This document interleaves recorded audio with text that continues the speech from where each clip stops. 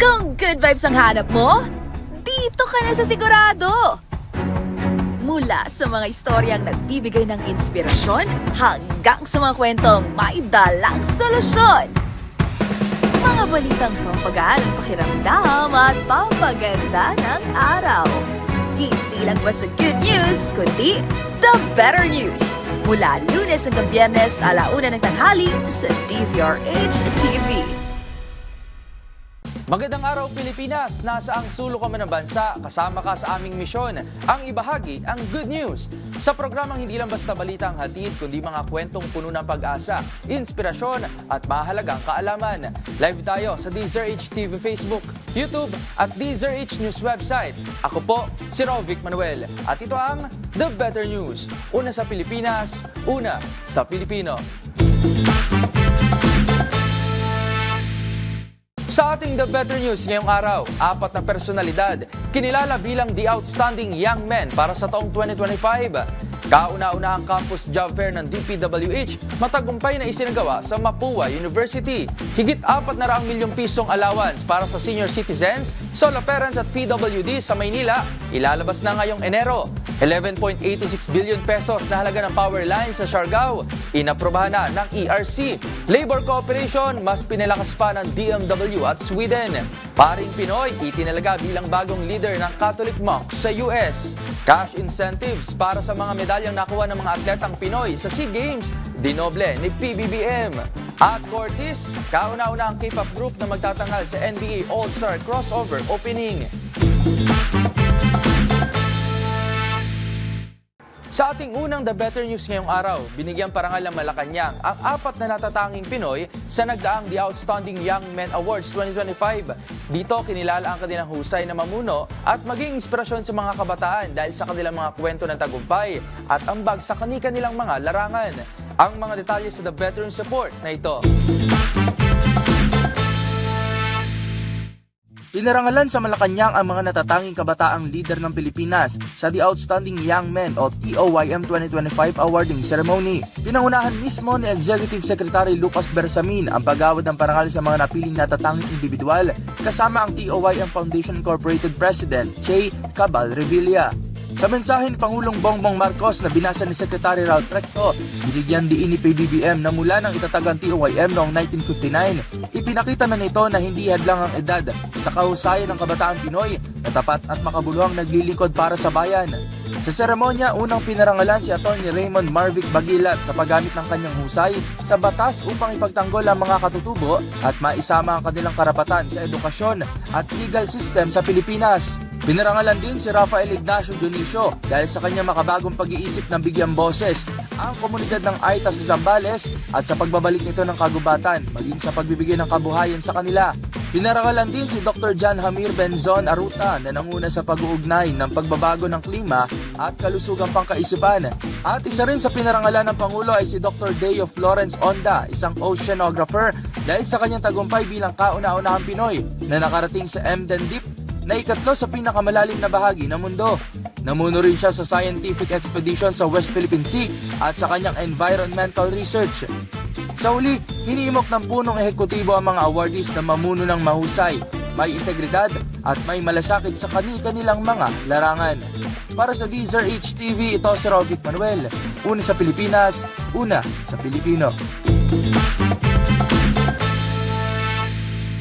Sa kabila naman ng hindi magandang tingin sa kagawaran, naging matagumpay pa rin ang idinaos na kauna-unahang campus job fair ng Department of Public Works and Highways o DPWH sa Mapua University.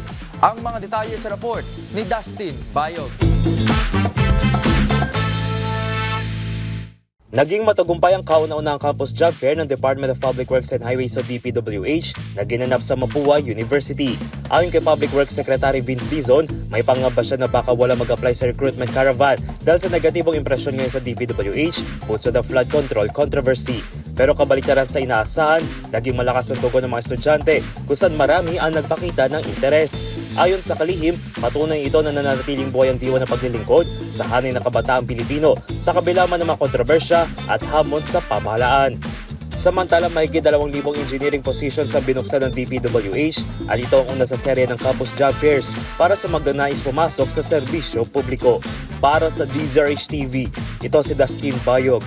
Una sa Pilipinas, una sa Pilipino. Samantala, the better news naman tayo para sa mga Manileño dahil ilalabas na ng Manila Local Government ngayong Enero ang higit 476 million pesos na halaga ng allowance payout para sa mga senior citizen, solo parents at person with disabilities o PWDs. Ito ang magandang balita ni Mayor Isko Moreno Domagoso sa kanyang Talk to the People segment. Sa kalaw nito ang kabuang 282,040 na benepisyaryo ng overdue payouts mula Setyembre hanggang Disyembre ng taong 2025. Pinakamalaking bahagi rito ang senior citizens na pinaglaanan ng higit 320 million pesos at dinagdagan pa ng halos 2 milyong piso para sa mga disabled na menor de edad ngayong Enero. Ipamamahagi ang allowance na yan sa loob ng 3 araw na magsisimula sa January 28 para sa Districts 1 at 2 na susundan kinabukasan ng Districts 3 at 4 habang ang huling 2 distrito naman ay sa January 30. Inatasan na ng Energy Regulatory Commission ang National Grid Corporation of the Philippines o NGCP na simulan ng higit 11 bilyong pisong halaga ng power line project sa Siargao. Sa tulong ng proyekto na yan, inaasahang mas magiging stable na ang paghahatid ng kuryente sa isla. Ang buong detalye sa report ni Arnold Herrera. Lusot na sa ebalwasyon ng Energy Regulatory Commission o ERC ang panukalang 11.856 bilyong piso na Claver-Siargao Interconnection Project ng National Grid Corporation of the Philippines o NGCP para sa mas matatag na supply ng kuryente sa isla ng Siargao. Partikular nitong patatatagin at palalawakin ang serbisyo ng kuryente sa loob ng service area ng Siargao Electric Cooperative nang hindi bumababa ang transmission levels.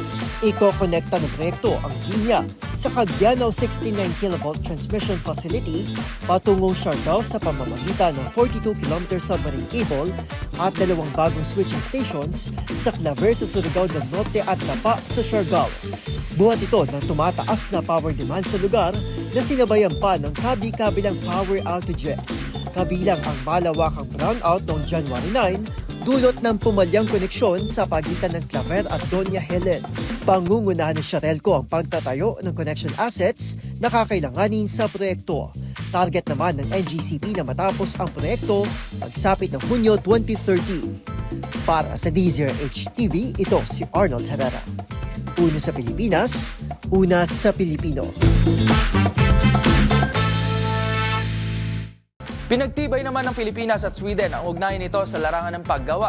Sa pagbisita ng Swedish Ambassador to the Philippines na si Anna Ferry sa Department of Migrant Workers, tinalakay ng magkabilang panig ang kahalagahan ng ethical recruitment at muling binigyan diin na pangunahing prioridad ng kagawaran ang proteksyonan ang kapakanan ng mga manggagawang Pinoy sa ibang bansa. Ang The Better News ihahatid ni Mili Borja. Tinanggap ni Migrant Workers Secretary Hans Leo J. Kakdak si Swedish Ambassador to the Philippines Her Excellency Anna Ferry sa isang courtesy visit noong January 20, 2026 sa Central Office ng Department of Migrant Workers. Sa pagpupulong, tinalakay ng magkabilang panig ang pagtatatag ng isang bilateral consultation mechanism at ang pagpapalakas ng ugnayan sa larangan ng paggawa sa pagitan ng Pilipinas at Sweden. Ipinahayag ni Secretary Kakdak ang kahalagahan ng ethical na recruitment at muling binigyan diin na nananatiling pangunahing prioridad ng DMW ang proteksyon at kapakanan ng mga manggagawang Pilipino sa ibang bansa. Tinutukan din sa talakayan ng mga programang pang-ekonomiya ng Sweden, kabilang ang labor attraction at skilling programs, pati na rin ang umuusbong na oportunidad sa trabaho para sa mga overseas Filipino workers o OFWs. Ayon sa datos ng DMW Management and Information Services, umabot sa 11,082 Filipino ang naipapadala sa Sweden mula 2015 hanggang 2025. Sa bilang na ito, 10,543 ay mga seafarer, 401 ang mga bagong land-based hire at 138 ang direct hire. Karamihan sa kanila ay mga professional at skilled workers. Kasama ni Ambassador Ferry sa pagbisita si Ms. Athena Cartagena, Political and Communication Officer ng Embassy of Sweden. Dumalo rin sa pulong sina DMW Assistant Secretaries Levinson C. Alcantara at Maria Angela Gallas at OIC Director Mary Sol de la Cruz. Para sa DZRH TV, ito si Mili Borja, una sa Pilipinas, una sa Pilipino. Itinalaga bilang bagong leader ng Mepkin Abbey, isang komunidad ng mga Catholic monk sa Estados Unidos, ang isang Pilipinong pari. Kilalanin si Father Dom Gerard Jonas Palmare sa report ni James Galange. Itinalaga si Reverend Father Dom Gerard Jonas Palmare bilang bagong leader ng Mepkin Abbey, isang komunidad ng mga Catholic monks sa Amerika na inaasahang magsisilbi ng 6 na taon. Ang Mepkin Abbey isang komunidad na nakatalaga sa pagsunod sa mga aral at gawin ng St. Benedict. Nakilalang mga ito sa ilalim ng Order of Cistercians of the Strict Observance o mas kilala sa tawag na Trappists. Ngunit bago yan, una nagsilbi si Father Palmare bilang isang pare ng Archdiocese of Lipa mula 1991 hanggang 2009. Kaya naman bilang pagsuporta, nagbigay ng paanyaya si Archdiocese of Lipa Archbishop Gilbert Tercera, ang kamakailang itinalaga din bilang bagong Pangulo ng Catholic Bishops Conference of the Philippines o CBCP na mag-alay ng panalangin para kay Father Palmare. Ito na yung nasabing grupo ng Catholic monks sa US noong 1949 sa makasaysayang lugar ng Mepkin Plantation sa kabaan ng Cooper River sa hilaga ng bayan ng Charleston. Para sa DZRH TV, ito si James Galange, una sa Pilipinas, una sa Pilipino. The better news naman tayo sa mundo ng palakasan. May ituturing na golden age para sa Philippine sports ang 2026 at malaking bahagi niya ng tagumpay ng bansa sa nangyaring 33rd SEA Games sa Thailand. Kaya naman bilang pagkilala at pasasalamat, dinoble ni Pangulong Bongbong Marcos Jr. ang cash incentives para sa mga medalyang nakuha ng mga atletang Pinoy sa naturang multi-sports event. Para sa Balitang Sports, ihahatid yan ni Matchpoint, Mili Borja. Dinoble ni Pangulong Ferdinand Marcos Jr. ang cash incentives para sa mga atletang Pilipino na nakasungkit ng medalya sa 33rd Southeast Asian Games na ginanap sa Thailand. Sa homecoming celebration sa Intramuros, Maynila, inanunsyo na Pangulo na tatanggap ng 300,000 pesos ang mga gold medalist, 150,000 pesos naman ang mga silver medalist at 60,000 pesos ang mga bronze medalist. Ang mga halagang ito ay hiwalay pa sa cash incentives na ipinagkaloob sa ilalim ng Republic Act 10699 o Athletes and Coaches Incentives Act. Umabot sa 277 ang kabuang medalyang naiuwi ng delegasyon ng Pilipinas, binubuo ng 50 golds, 73 silvers at 154 na bronze. Nagbigay din ng tanggapan ng Pangulo ng tig 10,000 pesos sa mga atletang nanalo sa iba pang palaro bukod sa SEA Games. Sa kanyang talumpati, nagpasalamat si Pangulong Marcos sa mga atleta sa karangalang ibinigay nila sa bansa at tiniyak ang patuloy na suporta ng pamahalaan sa paglinang ng mga susunod na henerasyon ng mga atletang Pilipino. Nawa ay marami pang kabataang Pilipino ang tumahak sa katulad na landas ng inyong nailakbay. Kaya isinusulong ng pamahalaan ang pag-angat ng kalidad ng sports development sa ating bansa. Pinapalawak natin ang grassroots and youth sport program. Dinadagdagan natin ang mga kinakailangang pasilidad at mas pinapalakas pa natin ang suporta sa mga atletang lumalahok sa pandaigdigang entablado. Para sa DZRH TV, ito si Mili Borja, una sa Pilipinas, una sa Pilipino.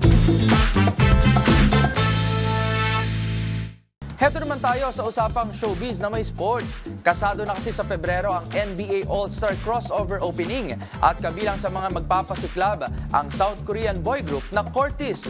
Sila ang kauna-unahang K-pop group na magtatanggal sa naturang sporting event sa Los Angeles.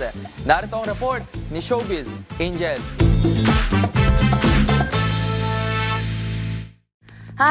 Fusion of Sports and Music, historic milestone para sa Cortis dahil sila ang first ever K-pop group na magtatanghal sa nalalapit na National Basketball Association o NBA All-Star Crossover Opening.